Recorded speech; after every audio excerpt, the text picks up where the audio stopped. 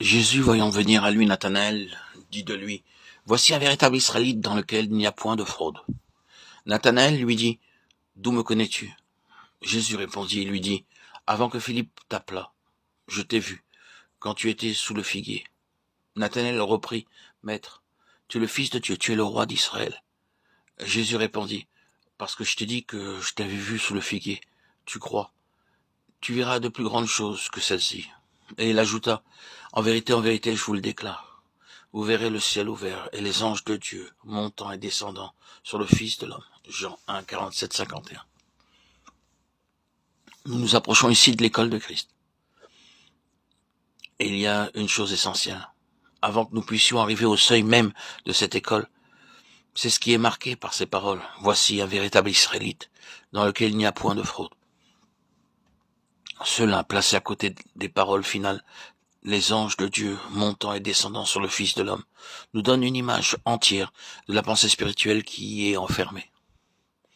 Au moment où Jacob, dans sa fourberie, nous nous rappelons l'histoire de sa fraude, avait volé le droit d'aînesse, puis avait dû fuir pour sauver sa vie, il avait vu une vérité très grande, bien qu'obscurément en symbole ou en figure, et de plus en vérité dans laquelle il n'était pas alors capable d'entrer.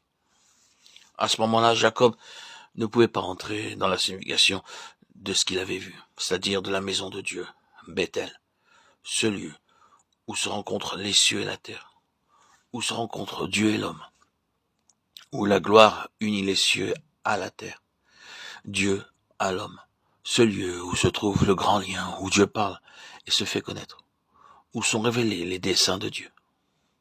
Pourquoi donc Jacob ne pouvait-il pas y entrer? Parce qu'il était coupable.